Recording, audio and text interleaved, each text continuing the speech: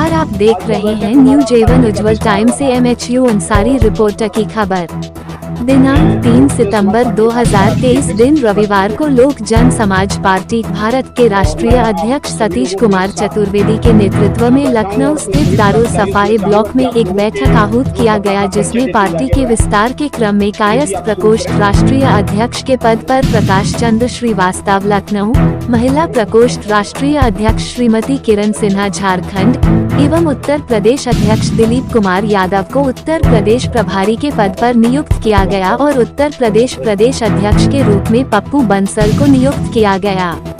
इसी क्रम में राष्ट्रीय महासचिव चौकीदार संघ के पद पर अनूप कुमार त्रिपाठी को नियुक्त किया गया। प्रदेश सचिव के पद पर प्रमोद कुमार विश्वकर्मा, डॉक्टर जुनैद अहमद एवं प्रदेश संगठन सचिव के पद पर रंजीत को नियुक्त किया गया। इसी क्रम में बिहार प्रदेश से छोटेलाल जायसवाल, झारखंड प्रदेश से उमेश कुमार शुक्ल, महाराष्ट्र प्रदेश से मोहम्मद इबारत अली, मध्य प्रदेश से श्रीमती रेखा सिंह, जम्मू कश्मीर से कालू राम भगत को प्रदेश अध्यक्ष नियुक्त किया गया।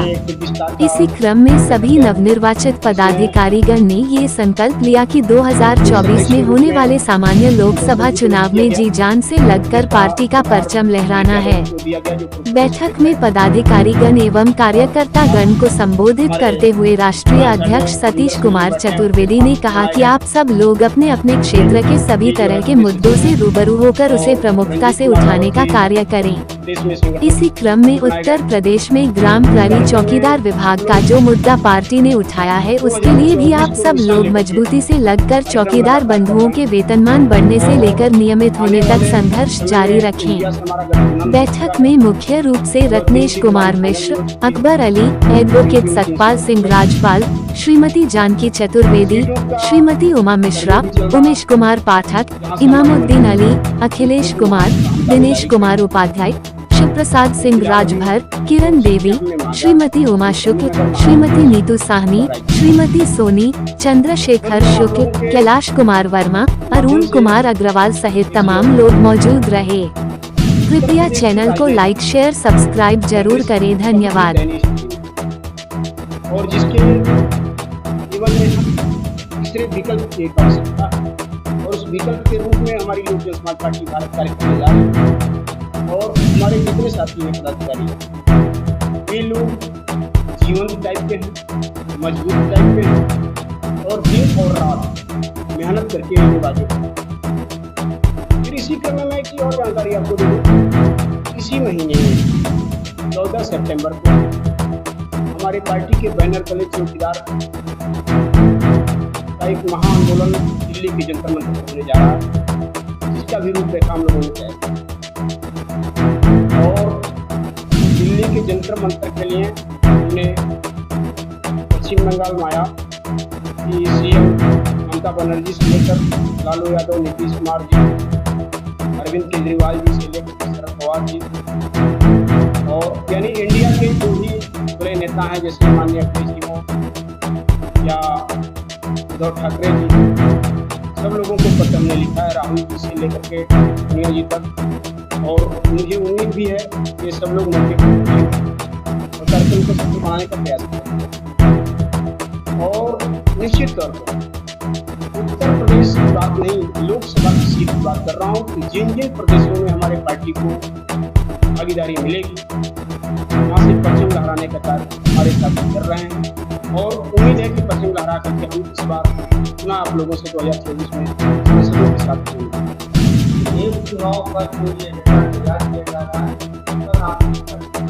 देखिए, एक चुनाव एक देश का इनका जो मानना है वो गिरते हुए ग्राफ को देखकर, क्योंकि इनके जो गड़बड़ापन की व्यवस्था रही सत्ताधारी दल, इसको देखने के बाद इन लोगों ने एक सिस्टम ये लगाया कि अगर हम इस तरह से करेंगे तो हमारा जो ग्राफ गिरा हुआ है, जहाँ हमारे वोटर्स इधर उधर हो रहे हैं, वो ना हमारे साथ हो जाएंगे। इसको देखने के बाद ये अपनी समिति तैयार कर रहे हैं, जबकि इसका नियम ये होता है कि ये अभी तत्काल चुनाव होने जा रहे हैं कई प्रदेशों में, तो उसके पहले ये लोगों ने ऐसा नहीं किया, सिर्फ लोगों को छलने का और मन बहलाने का, दिमाग डाइवर्ट करने का किया है। अभी इस पर कोई चर्चा नहीं।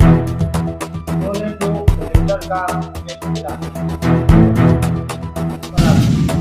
देखिए सरंगर का खेल तो उन्होंने ये खेला कि 2014 से लेकर के 2023 तक लगातार वो आदमी 477 के सिलेंडर को 1100 में बेचा है और कहा है कि हम आर्थिक स्थिति से जूझ रहे हैं, आर्थिक स्थिति से कमजोर हैं, इसलिए हम दाम नहीं घटा पाएंगे। आखिर ये क्या है कि 2024 के चुनाव को देखते हुए तत्काल 200 आपका गैस सिलेंडर पर दाम कम हो जाना ये सिर्फ चुनावी एजेंडा नहीं हो गया। मेरा मानना ये है, हमारे पार्टी का मानना ये है कि ये सिर्फ एक घोषणा जनता को दिए हैं 2024 में पुनः इनको लाने का प्रयास करें, क्योंकि 200 अगर ये घटा रहे हैं आज तक क्यों नहीं घटा। अभी तो अंतर्राष्ट्रीय मार्केट में कच्चे तेल का न दाम घटा न दाम बढ़ा, सब स्थिर है, पुनः इन्होंने दाम घटाने का फैसला लिया। ये कहाँ तक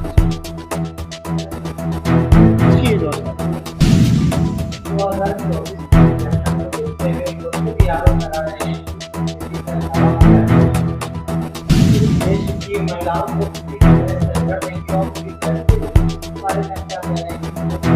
आरोप लगा रहे हैं कि ऐसा कर रही है। जी बिल्कुल सही है, क्योंकि इलेक्शन के नाम पे यानी चुनाव के नाम पर भारतीय जनता पार्टी जितना अधिक से अधिक नीचे गिरना चाहे वो गिर सकती है, उसका कहीं कोई वजूद नहीं है। तो निचले स्तर पर गिर करके भी काम करना जानती है।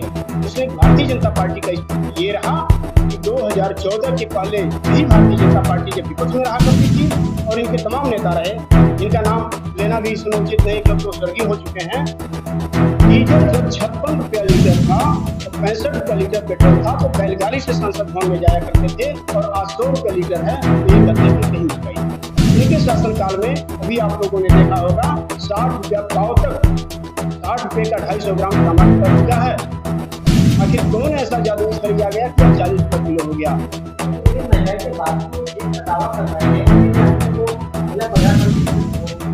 ये अपने को मियां बिट्टू बनना है, इनके पास कोई वजूद नहीं रह गया है और इनकी पोल खुल चुकी है, जनता जान चुकी है और जनता इनको सबक सिखाने को या हो जाए।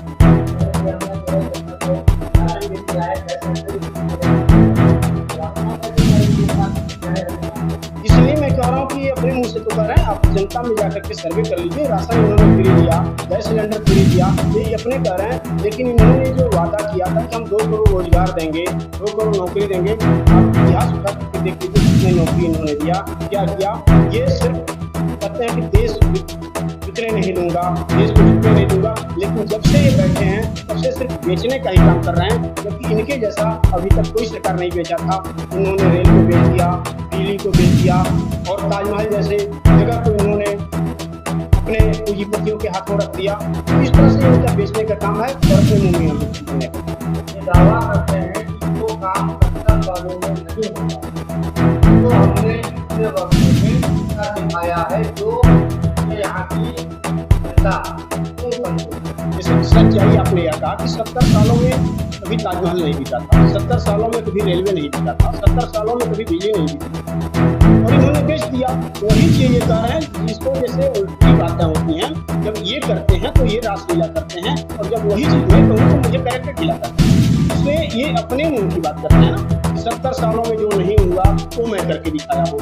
इनकी पार्टी का एक सांसद आजमगढ़ से भी उपचुनाव में जो जीते हैं, ये हुआ जिसको दिनेश लाल यादव, उनका एक फिल्म भी आया था कि वो किसी ने नहीं किया वो करके दिखाएंगे। वही काम ये कर रहे हैं कि वो किसी ने नहीं किया, क्योंकि किसी ने ताजमहल को बेचा, पूंजीपतियों को तो कभी किसी ने उठा नहीं। ये अडानी और अंबानी की सरकार है, पूंजीपतियों की सरकार है, मध्यम वर्ग इसमें परेशान है।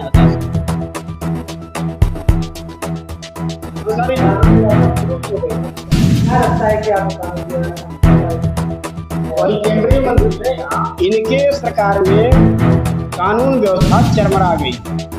इसलिए आप यह बता दीजिए कि कुलदीप सिंह सेंगर का मामला किसके शासनकाल में हुआ? अजय टेनी के लड़के के द्वारा जो है लखीमपुर में जो हादसा हुआ किसके सरकार में हुआ? और जो कौशल किशोर की बात करते हैं, कौशल किशोर की धर्मपत्नी भी माननीय विधायक हैं उत्तर प्रदेश में। उनके व्यवहार को देख लीजिए कि क्या विधायक का आचार विचार है। जाकर के व्यक्तिगत तौर पर मिलकर के आइए, क्या ऐसे ही विधायक होते? कौशल किशोर जी की तो बातें छोड़ दी। कौशल किशोर जी या उनका परिवार जो ये परिवारवाद की बात करते हैं, तो वही वहीं से वो शुरुआत हो जाता है। तो उस व्यक्ति के अंदर कोई क्वालिटी अगर दिखे, कहीं से कुछ हो वो तो बताएं। और हत्या होना या इस तरह का जघन्य अपराध होना बीजेपी का जीता जाता था। इनके शासनकाल में बस यही होता है और सिर्फ ये झूठ का बुलडोजर चला रहे हैं जो इनके खुद के नहीं। आप कैसे कह रहे हैं कि इनकी पार्टी के अंदर आजादी होता है? वो कह रहे हैं कि हमारे पार्टी के अंदर हमारे कार्यकाल में हमारी सरकार में अपराध हो गया। इसलिए मैं कह रहा हूँ कि इनके पार्टी के अंदर एक ड्राई क्लीनर है। इन्होंने जीरो टैलेंट घोषणा कर जी वही तो मैं बता रहा हूँ। इनके जीरो टैलेंट अगर ना होता तो इनके वहाँ ये जो ड्राई क्लीनर है, जैसे भी दारा सिंह चौहान कहते हैं कि सुबह का भूला काम को आ गया तो इसको भूला नहीं कहते हैं। ये तो वही चीज ना, इनके वहाँ आ गए तो सुबह के भूले हो गए। और महाराष्ट्र में देखिए अजीत पवार, छगन भुजबल, प्रफुल्ल पटेल, इन लोगों के ऊपर ईडी की शिकंजा कसने जा रही। लेकिन जब ये समर्थन दे दिए भाजपा को तो सारी ईडी इनके बस्ते में चली गई। बहुत पहले आपने देखा होगा कि भ्रष्टाचार के आरोप में बाबू सिंह कुशवाहा को मायावती जी ने निकाला था। बाबू सिंह कुशवाहा भारतीय जनता पार्टी में जाते हैं, वाइज्जत उनको अपने पार्टी में शामिल किया जाता है। लेकिन जब उनके ही पार्टी का वरिष्ठ नेता लाल कृष्ण आडवाणी जी, धन्य है वो, जब धुआंधार विरोध करते हैं कि ऐसे लोगों को पार्टी में लेने से छवि भूल होगी तो उनको बाहर किया जाता है। तो इनके वहाँ जो ड्राई क्लीनर है तो इनके अपने ये जीरो बैलेंस है, इनके दूसरे के लिए नहीं।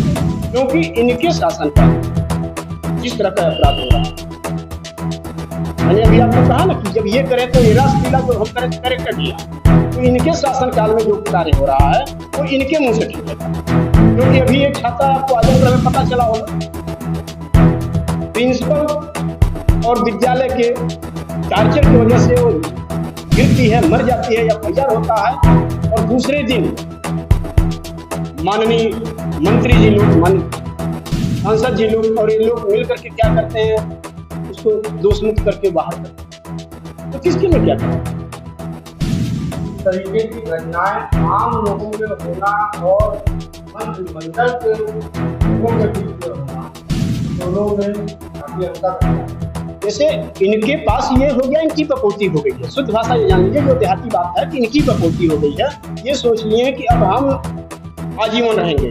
तो ये चाहे मंत्रिमंडल में मंत्री जी के घर में हत्या करा लें, चाहे विधानसभा में बुला करके हत्या करवा लें। ये जान लेते हैं कि हम जो कर रहे हैं वो सही है। लेकिन इन्होंने जो चीज किया, हत्या इनके घर में हुई है। और इनको इसमें सबसे पहले तो मैं भारत के सबसे होनहार प्रधानमंत्री मानने वाले माननीय नरेंद्र मोदी जी से यह मांग करता हूं आपके चैनल के माध्यम कि कौशल किशोर को उनके मंत्रिमंडल से बर्खास्त कर देना चाहिए। और जब तक जांच ना हो जाए, ईडी की जांच दूसरे को वहां लगवा सकते हो, सीबीआई की जांच दूसरे को वहां लगवा सकते हो, कौशल किशोर को वहां क्यों नहीं? जांच लगवा करके उनको अगर ये दोष पाया जाए तो उनको बर्खास्त रहने दिया जाए, और दोष रहित पाया जाए तो मंत्रिमंडल में। ये अभी इनके घर में हत्या हुई, इनके घर वालों ने नहीं किया। आपने ठीक कहा। क्या अमरमणि त्रिपाठी जो 20 साल से जेल में थे, क्या उन्होंने हत्या किया? उनके घर वालों ने हत्या किया था? उस समय का शासन उस आदमी को 20 साल कारावास में रखता है। जी नहीं, वह भी आरोप यह है कि उनकी पत्नी ने फोन करके कराया था। तो जब जांच हुआ था ईडी का, तब तो इसी तरह से ये जांच हो जाए। हो सकता है कौशल किशोर का बेटा ही फोन करके हत्या कराया हो, लेकिन जांच होने के बाद पता चलेगा। क्या पीड़ित के साथ आप जी पीड़ित को न्याय दिलाने के लिए आपका क्या? मैं भरसक प्रयास करूंगा कि पीड़ित के साथ कदम से कदम मिला करके चलूं, और हम एक प्रतिनिधि मंडल भी बनाने का प्रयास कर रहे हैं। आज हम लोगों की वार्ता इसी पर चलने वाली है कि प्रतिनिधि मंडल बना करके पीड़ित के घर हम अपने प्रतिनिधि मंडल को भेजेंगे और उसके हक और हकूक़ की लड़ाई लड़ने की तैयारी करेंगे।